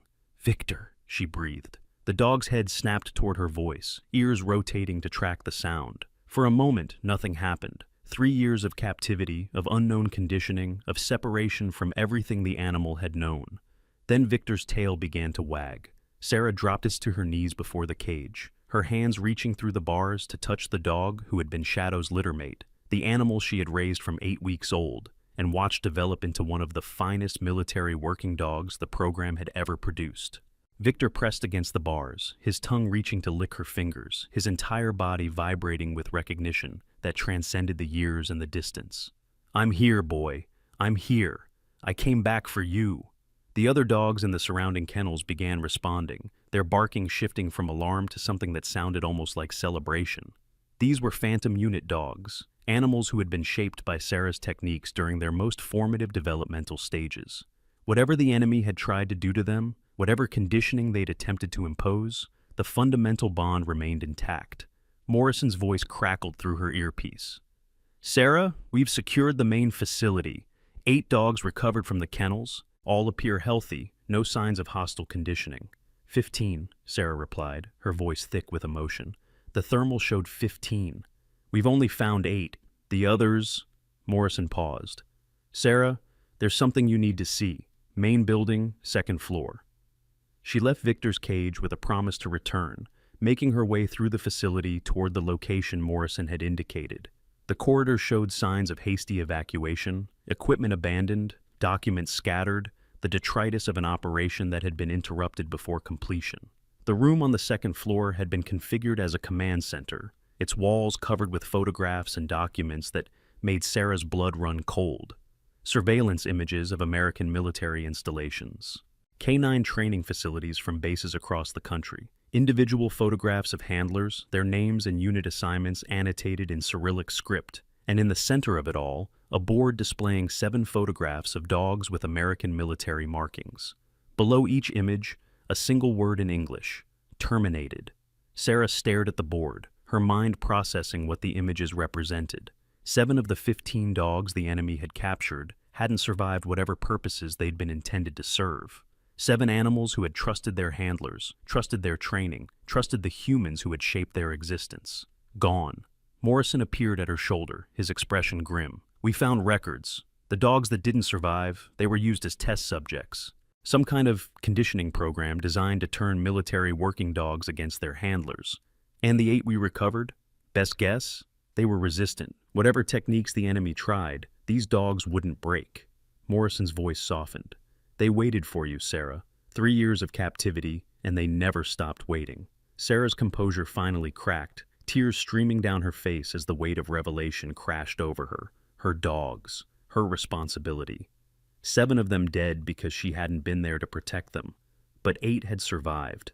8 had held on to whatever fragment of their training, their loyalty, their connection to the woman who had shaped their earliest memories. And now they were going home. We need to move, Morrison said gently. Extraction in 15 minutes. Whatever else is here, the intelligence teams can process it later. Sarah wiped her eyes, forcing her emotions back behind the professional facade that had carried her through darker moments than this. The dogs from the kennels, Victor and the others, they're coming with us. Already arranged. Ashford approved their extraction the moment we confirmed their presence. She nodded, turning away from the board with its photographs of the dead. There would be time to mourn later, time to process the full scope of what had been done to her animals. But for now, the living required her attention.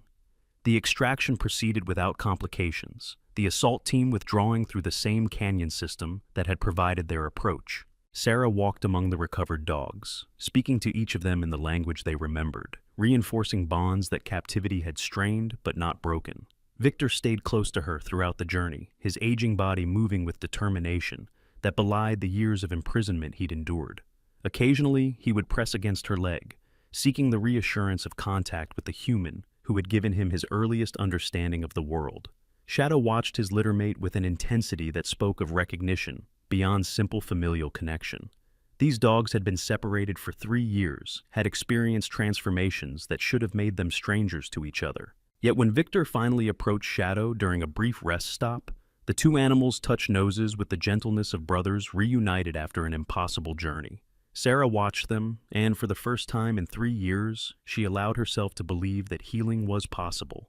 The return to Fort Bragg carried the particular energy of successful operations, the relief of objectives achieved mixed with the exhaustion of sustained high-intensity performance. But this homecoming carried additional weight that no standard mission debrief could capture. Word had spread throughout the installation during the team's absence. The story of Ghost Mother, the dead handler who had returned to save her dogs, had transformed from rumor to legend in the span of 48 hours. When the transport aircraft touched down, a crowd had assembled that exceeded anything Sarah had anticipated. Handlers from every canine unit on the base, support personnel who had heard fragments of the story, officers who wanted to witness the conclusion of events that had disrupted their carefully ordered existence. And at the front of the crowd, standing with military precision despite the emotion visible on their faces, stood the 5 people who had most strongly opposed Sarah's presence just 3 days earlier. Chief Warrant Officer Cole Barrett stepped forward as Sarah descended from the aircraft, Shadow at her side, Victor following close behind. The SEAL operator who had dismissed her as an inconvenient civilian now carried himself with the humble bearing of someone who had been fundamentally wrong and knew it. Master Chief Hendricks, his voice carried across the assembled crowd. Permission to speak. Sarah stopped before him, her expression neutral, despite the exhaustion that weighed on every muscle. Granted, Chief. Barrett dropped to one knee, the gesture sending a ripple of shock through the watching crowd. Navy SEALs did not kneel. It simply wasn't done. Yet, here was a 23-year veteran, an operator whose reputation had been built on unwavering strength, kneeling before a woman he had tried to eject from the compound less than a week earlier. I was wrong, he said, his voice carrying the weight of genuine contrition. Completely wrong. About you, about what you represented, about everything.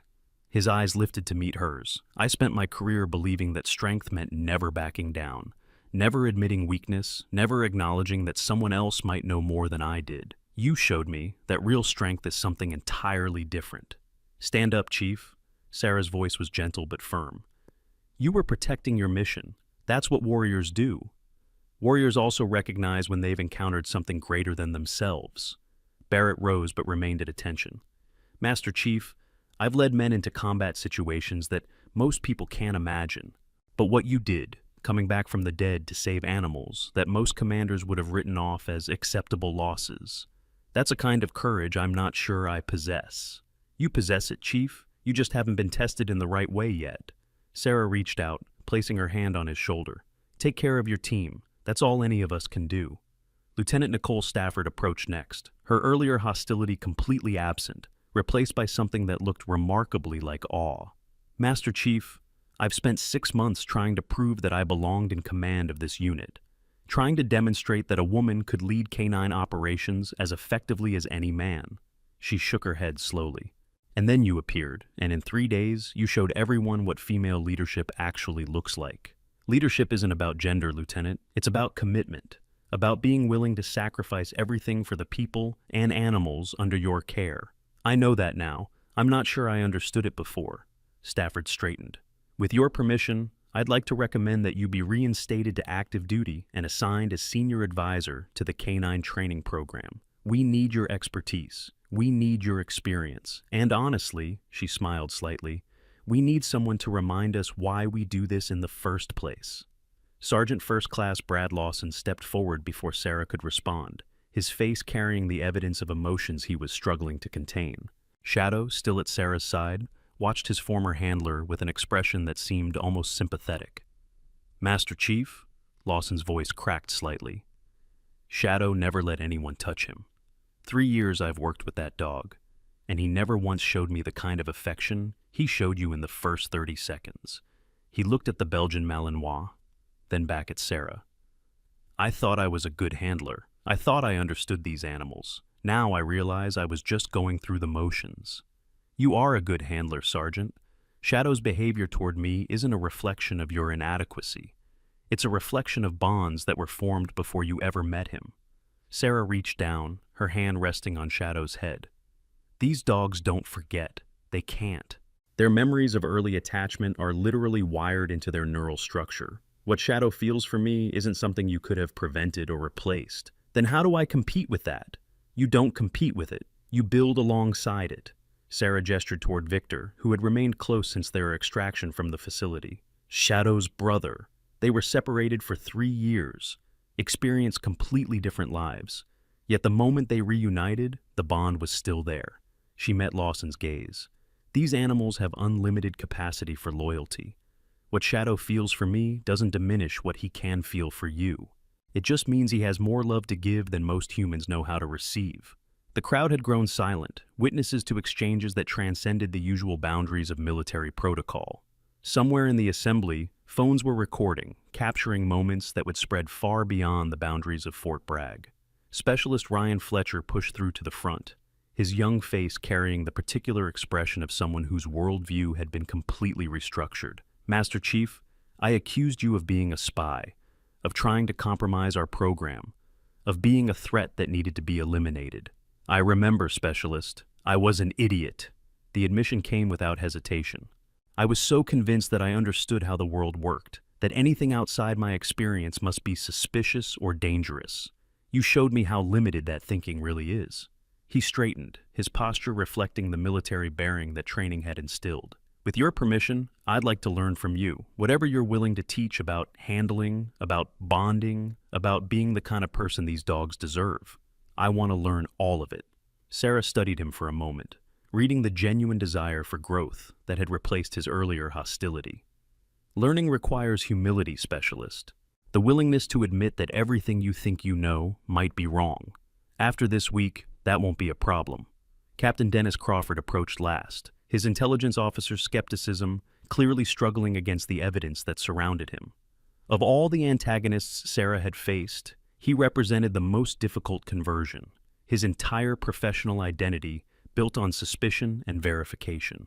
Master Chief Hendricks, his voice carried formal precision, I recommended your detention. I questioned your intelligence. I suggested that your presence represented a security threat that required immediate neutralization.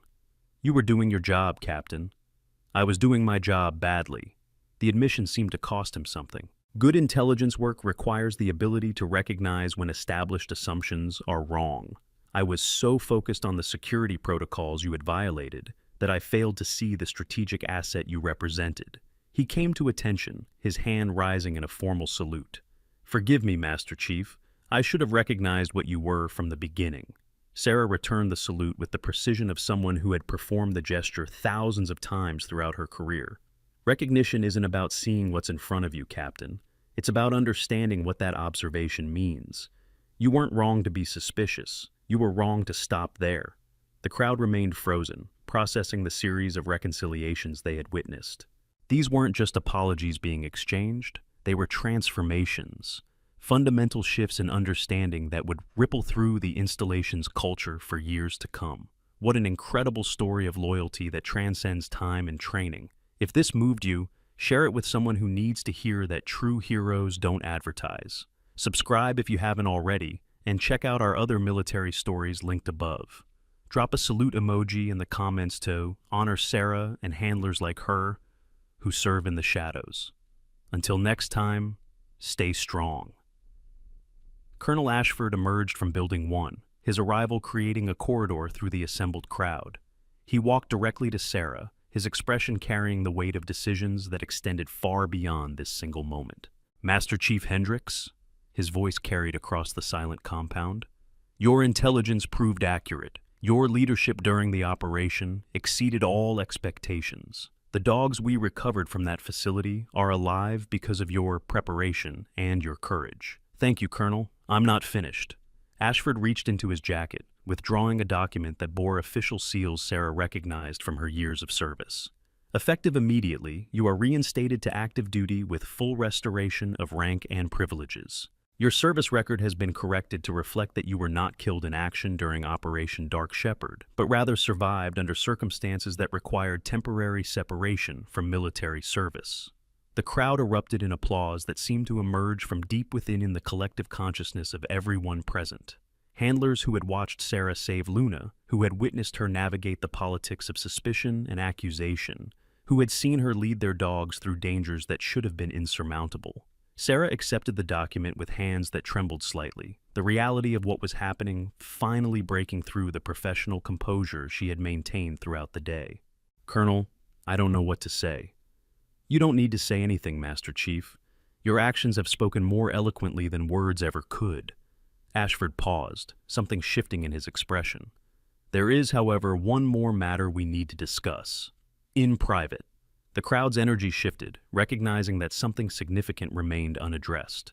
Sarah followed Ashford toward Building 1, Morrison falling into step beside her, Shadow and Victor trailing behind like an honor guard of fur and loyalty. The conference room on the third floor had been cleared of its tactical displays, replaced by a single communication terminal that showed a live feed from a facility Sarah didn't recognize. On the screen, a man in civilian clothes sat at a table covered with documents and photographs. Master Chief Hendricks, Ashford began, this is Director Marcus Webb from the Defense Intelligence Agency. He has information that you need to hear. The man on the screen nodded in greeting. Master Chief, I'll get straight to the point. The facility your team raided was not the primary objective of the enemy's K9 program. It was a satellite location, used for testing and development. Sarah's blood ran cold. There are more facilities? At least 3 that we've identified, possibly more. The program has been operating for longer than we initially assessed, capturing military working dogs from multiple allied nations and attempting to reverse their conditioning. Webb pulled up an image that made Sarah's hands clench. This is the primary facility, located in a region where direct military intervention would create diplomatic complications. How many dogs? Current estimates suggest between 40 and 60 animals. American, British, German, Israeli, all captured during operations over the past decade, all presumed dead by their respective governments.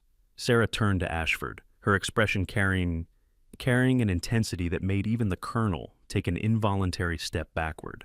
We have to get them out. Master Chief, the diplomatic implications... I don't care about diplomatic implications. I care about dogs that are being held prisoner, being tortured, being used against the countries they were trained to serve. Her voice rose. Every day we delay is another day those animals suffer, another day they wonder why nobody came for them. Sarah, Morrison's voice cut through her escalating emotion. Nobody's saying we abandon them. We're saying we need to be smart about how we proceed. Director Webb nodded. Master Chief, your success today has changed the equation significantly. The intelligence we recovered from the satellite facility, combined with your first-hand knowledge of enemy capabilities, creates opportunities that didn't exist before. What kind of opportunities? The kind that require careful planning, extensive preparation, and the leadership of someone who understands these animals at a level no one else can match. Webb leaned forward.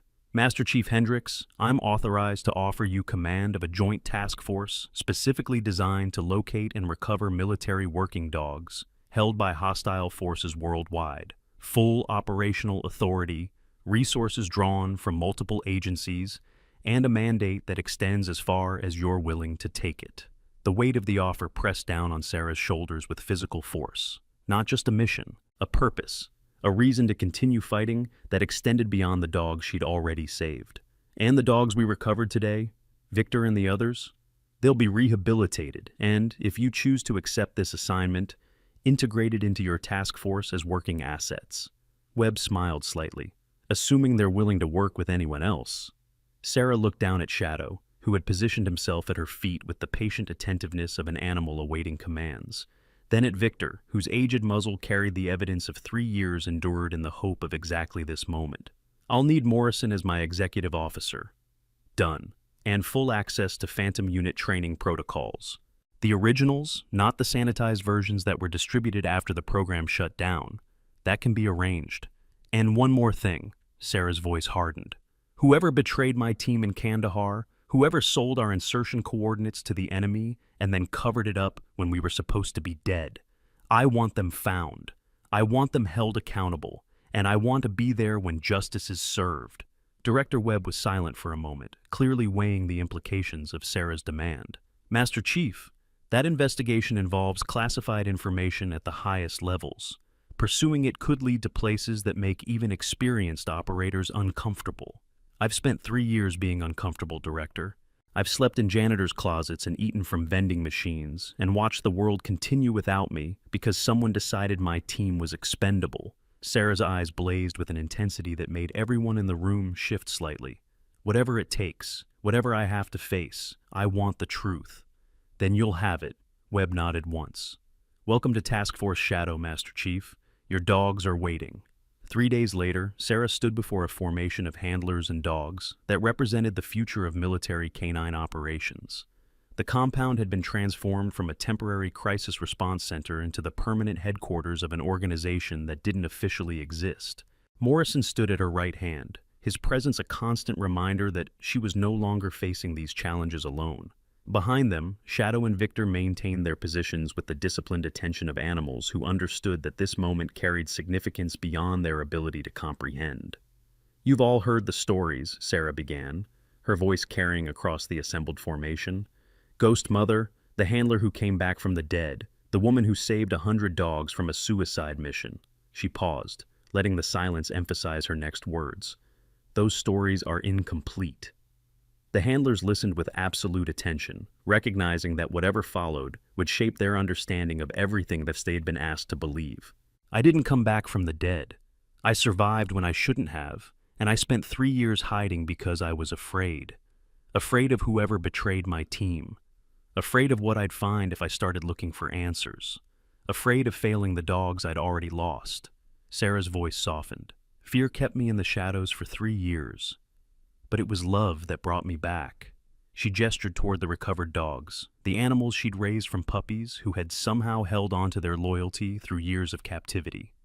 These dogs waited for me, through imprisonment, through torture, through conditions that would have broken most humans. They waited because they believed I would come, because the bond we formed in their earliest weeks of life was stronger than anything their captors could impose. Her gaze swept across the formation, meeting the eyes of handlers who were beginning to understand the magnitude of what they'd been recruited into. There are more dogs out there, dozens, maybe hundreds, animals who served their countries faithfully and were abandoned when the cost of recovering them became inconvenient. They're waiting too, waiting for someone to remember that their lives matter, that their loyalty deserves to be repaid. Sarah straightened, her posture carrying the authority of someone who had earned every ounce of respect through sacrifice and determination.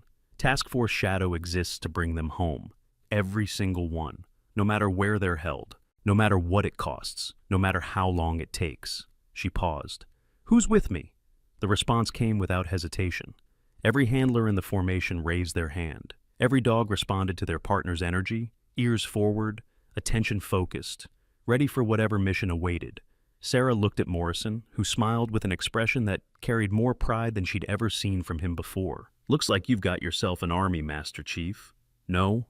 Sarah's hand dropped to rest on Shadow's head, feeling the warmth of the animal who had started everything by refusing to let her walk away.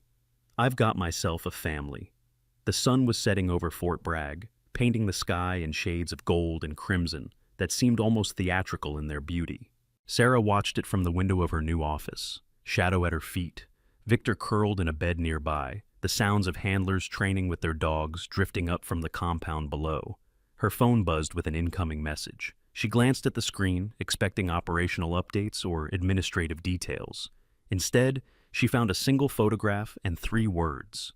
The photograph showed a dog she recognized immediately, a Belgian Malinois with distinctive markings on his chest, an animal she had trained personally, had watched develop from an uncertain puppy into a confident warrior, an animal who had been listed as killed in action during Operation Dark Shepherd.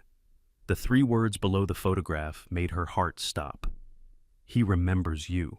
Sarah stared at the message, her mind racing through implications that extended far beyond what she'd prepared for. The recovery operation had been completed, the known facilities had been identified, the dogs they had found had been accounted for, but this photograph showed a location she didn't recognize. A dog who shouldn't exist. A message from a sender whose identity her phone couldn't trace. Shadow lifted his head, sensing the change in her energy. Victor stirred from his bed, both animals responding to their handler's sudden tension with the alertness that years of training had instilled. Sarah looked at her dogs, then back at the photograph on her phone. "Looks like we're not done yet, boys." Shadow's tail wagged once. Victor rose to his feet, his aging body straightening with a determination that belied his years. Outside, the sunset continued its display, indifferent to the human drama unfolding beneath its colors. But somewhere in the world, in a location that remained to be discovered, a dog was waiting, and Ghost Mother was coming. The meaning behind the story. This story reminds us of a truth we often forget in our rush to judge others by their appearance, their job title, or their social status. The woman mopping floors might have saved more lives than the decorated officer walking past her. The quiet person in the corner might carry scars from battles we cannot imagine. Sarah Hendricks spent 3 years in shadows, not because she sought recognition, but because her love for those she trained transcended her own safety, her own comfort, her own identity. She gave up everything, her name, her career, her connections, to protect animals that most people would dismiss as acceptable losses. The lesson here is profound. True loyalty does not expire. True bonds cannot be broken by time or distance. The dogs remembered their mother after 3 years of separation because love imprints itself on the soul in ways that no amount of conditioning can erase. We live in a world that celebrates the loud, the visible, the self-promoting, but the real heroes often work in silence. They clean floors, they serve coffee, they wear uniforms that nobody notices. And when the moment demands it, they rise. If this story moved you, carry its message forward. Thank a veteran today. Donate to organizations that support military working dogs. Look twice at the person everyone else overlooks, because you never know whose quiet strength might one day save your life. Real warriors do not advertise. They simply show up when it matters most. Share this story. Honor those who serve in shadows. And never forget that loyalty, once given truly, lasts forever.